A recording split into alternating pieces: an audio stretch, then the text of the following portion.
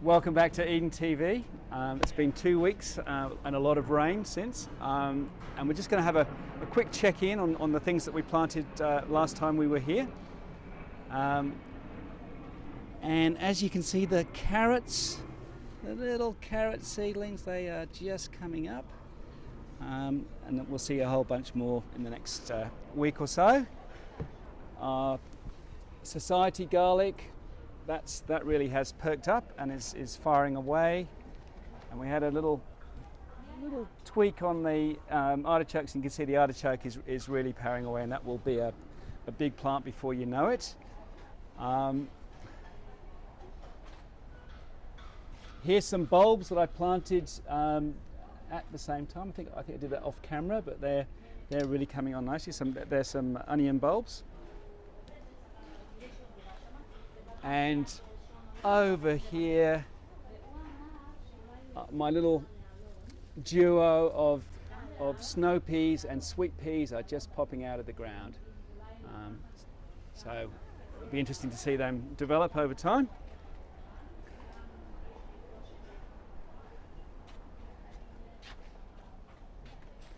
And today I'm going to plant a few more things. I'm going to get in some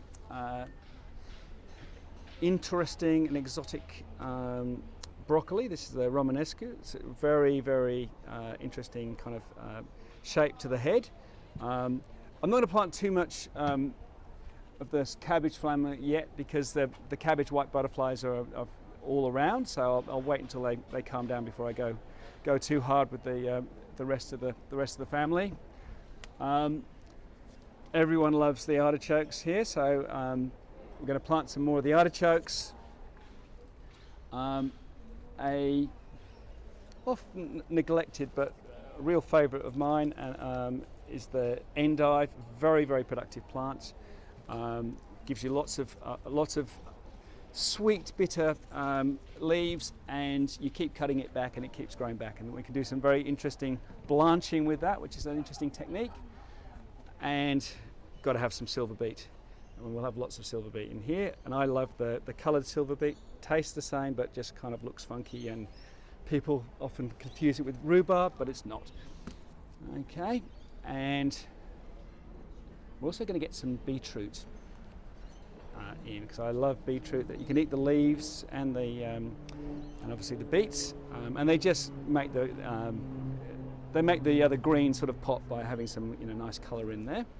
And if you're, making your own vegetable garden at home, you just need to kind of consider a few things. So, this time of year you are actually looking for pretty much maximum light. In the summer you're kind of running away from the sun, but this time of year you want light. You obviously need to have good access so that you can actually water it if you need to. And soil preparation is really important. If you've got a pot or a veggie pod, then using this sort of herb and veg mix as the bulk of what you're growing in is really important.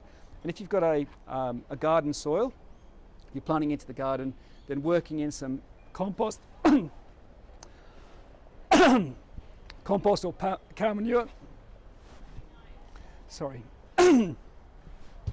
is really important to get a good start. Okay, so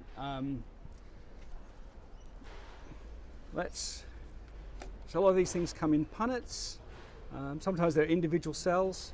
So you kind of do the old squeeze, squeeze, and then we separate them out. It's not critical to get them all individual. You can actually plant them as a little bit of a clumplet.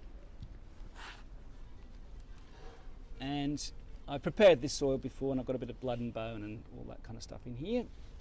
And I'm just popping it in there. I'm making sure that I'm not burying it, deep, so because that could actually make it rot a little bit. If I was worried about slugs and snails, which we don't seem to have too many of here, some of the multi-guard snail repellent is actually good, and it's not poisonous. Breaks down into a nice fertilizer. So it's actually a positive, both for the plant's early growth and also for the soil fertility. Okay, and so we'll plant along there. I'll do a few stripes through the garden. Let's just do one more there. You don't want to plant things too close because stuff grows, and before you know it, you've actually got some really big plants in there. Okay, so we'll give that a water, nice water. And something that's good to do as you plant out is actually to put in a little bit of sea salt. What's sea salt? Sea salt is not a fertilizer, but it's a plant stimulant, and it does clinically proven to actually enhance root development. So you are really giving these plants a great start. And probably a few weeks down the track, I'll use a bit of the harvest to actually get things really going along. And I've got a fair amount of mulch here, but I like to mulch around. That helps kind of, well, it protects soil moisture, which is probably still important now, but it also breaks down and it actually helps to condition the soil. So it's really, really good stuff. Okay, so I'll plant all these out and then we'll come back shortly and have a look how we're going.